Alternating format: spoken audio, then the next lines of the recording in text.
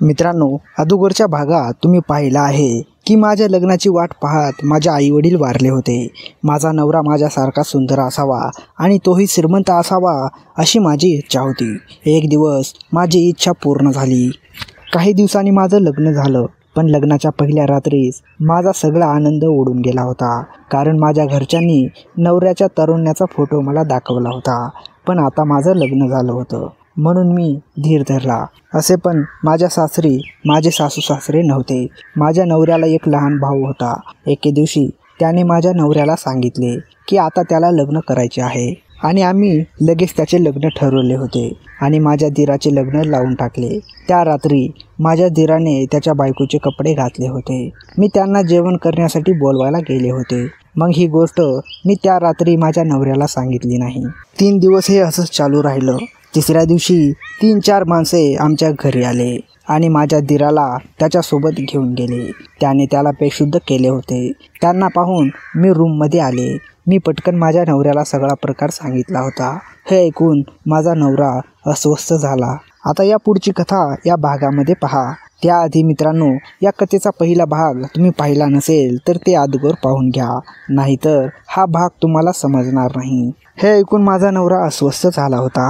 आता पुढे मी त्याला म्हणाले की तुझी वहिनी खूप हुशार मुलगी आहे आणि तुझ्या भावाच्या अपहरणात त्या मुलीचा हातच असावा. हे ऐकून माझ्या नवऱ्याने आजूबाजूला बघितले की त्याच्या बायकोने आमचे बोलणे ऐकले तर नाही ना. पण ती आजूबाजूला नव्हती. म्हणून मी माझ्या नवऱ्याला सांगितले की मला पहिल्या दिवसापासून तुझ्या भावाच्या बायकोवर संशय येत होता. त्या मुलीला तुझ्या भावाला मारायचं आहे. हे ऐकून माझ्या नवऱ्याला राग आला आणि तो म्हणाला मी या मुलीला या घरातून बाहेर काढेन.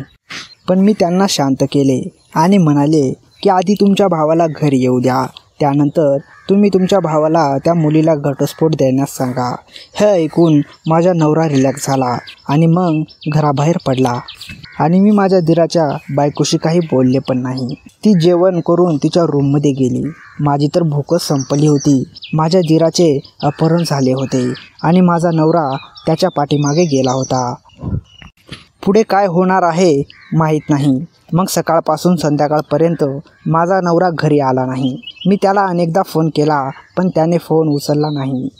मला पुन्हा पुन्हा राग येत राहिला की त्यांच्या वहिनीने सर्व काही केले आहे, पण आता त्यांच्या भावामुळे तो माझ्यावर रागावला होता. त्या सगळ्यात माझा काय दोष? मी विचार करत होते की माझा नवरा माझ्या दीराला घरी आणताच मी त्याला सांगेन की या हुशार मुलीला घटस्फोट देऊन तिला घराबाहेर काढ, कारण हेच खऱ्या गोंधळाचे मूळ कारण आहे.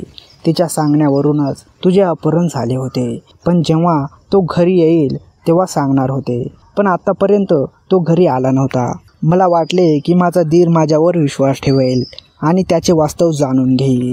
त्यापुढे कळेल की त्याने या मुलीशी लग्न का करून मोठी चूक केली आहे. मग रात्री माझा नवरा घरी आला. माझा दीरही त्याच्यासोबतच होता. हे पाहून मी खूप खुश झाले होते. म्हणजेच माझा नवरा त्याच्या भावाला घरी घेऊन आला होता. मी त्याला म्हणाले तू कुठे गेला होतास? मला तुझी खूप आठवण येत होती आणि तुझी बायको तुझ्या जाण्याने खूप खुश झाली होती. मी लगेच माझ्या दीराला असे सांगितले, कारण त्याच्या बायकोने अजून त्याला दुसरं काही सांगू नये. मला माझ्या दीराच्या बायकोचं खोटं वास्तव त्याला सांगायचं होतं, जेणेकरून पुन्हा असं घडणार नाही. पण त्याचवेळी माझ्यासमोर त्याची बायको आली आणि म्हणू लागली मला तुझी खूप काळजी वाटत होती. मी अस्वस्थ झाले होते. मी खोलीत बसून तुझ्यासाठी देवाकडे प्रार्थना करत होते. हे ऐकून मला धक्काच बसला. ही मुलगी किती खोटारडी आहे. आधी तिच्या नवऱ्याचे तिने अपहरण केले आणि आता ती त्याच्यासमोर अशी बोलत होती कारण त्याने तिला घटस्फोट देऊन घराबाहेर काढू नये. मी म्हणाले तुझी बायको खोटं बोलत आहे.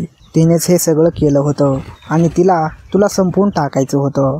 म्हणूनच तू पुन्हा तिच्या बोलण्यात येऊ नकोस. तिला घटस्फोट देऊन घराबाहेर काढ, कारण तुझी बायको तुझ्या जीवाची शत्रू आहे आणि तिने तुझं अपहरण करण्यात बेत आखला होता. हे ऐकून त्याला धक्काच बसला. माझा दीर आश्चर्याने माझ्याकडे पाहू लागला. पण मी विचार केला होता की आज मी या मुलीला माझ्या घरातून बाहेर काढेन. म्हणून मी माझ्या दीराला संपूर्ण सत्य सांगितले. हे ऐकून तो त्याच्या बायकोला घटस्फोट देऊ लागला. माझ्या नवऱ्याने त्यांना थांबवण्याआधीच मी माझ्या नवऱ्याकडे बघू लागले की त्याने आपल्या भावाला असे करण्यापासून थांबवू नये. हे ऐकून माझा नवरा म्हणू लागला, मला पूर्ण सत्य माहीत आहे की मुलगी या घराची शत्रू नाही, तर तू या घराची शत्रू आहेस. हे ऐकल्यानंतर मला आश्चर्यच वाटले. मी माझ्या नवऱ्यावर आणि दिरावर खूप प्रेम करते. मी त्याची शत्रू कशी होऊ शकते? मी विचारल्यावर माझा नवरा रागावला आणि म्हणू लागला की जेव्हा मी माझ्या भावाला घ्यायला गेलो तेव्हा मला हे सगळं माहिती होतं. हे त्याच्या बायकोने केलं नव्हतं, उलटं त्यामागे तुझाच हात होता. माझ्या नवऱ्याचं ऐकून मला धक्काच बसला, पण मी असं काहीच केलं नव्हतं. पण हे कुटुंब माझ्यावर आरोप करत होतं. मी माझ्या दिराकडं पाहिलं आणि असहायसारखा चेहरा बनवून त्याला म्हणाले, मी हे केलं नाही, ते माझ्यावर आरोप करत आहेत असं म्हणत मी रडू लागले. मग माझ्या नवऱ्याने माझ्यासमोर एक व्हिडिओ प्ले केला ज्यात ते तिघेजण पोलीस स्टेशनमध्ये उभे होते.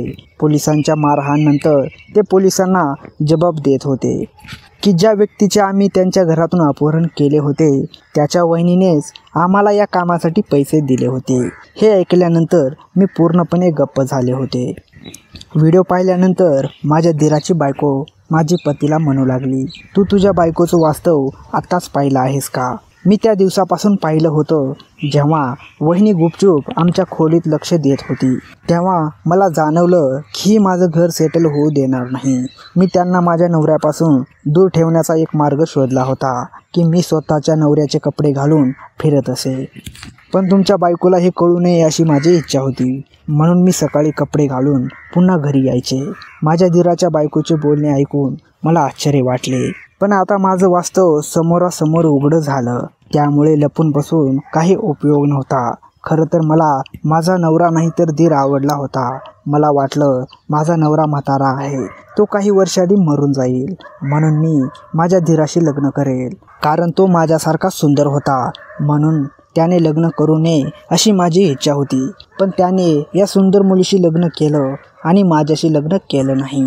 मला त्याच्या बायकोचा तिरस्कार येत होता आणि त्याने त्याच्या बायकोला घटस्फोट देऊन घराबाहेर काढावे अशी माझी इच्छा होती. म्हणून मी त्याचे अपहरण करण्याचा प्लॅन केला, पण माझा प्लॅन फेल झाला. हे ऐकून माझ्या नवऱ्याने मला लगेच घटस्फोट दिला. जो मी माझ्या भाऊजाईसाठी खड्डा खोदला होता, मी स्वतः त्यात पडले. मित्रांनो, तुम्हाला ही कथा कशी वाटली ती नक्की कमेंट करून सांगा. व्हिडिओ आवडला नसेल तर नक्की सांगा. मी व्हिडिओ आणखी चांगला बनवण्याचा प्रयत्न करेल. मित्रांनो, चॅनेलवर नवीन असाल तर चॅनेलला सबस्क्राईब करा.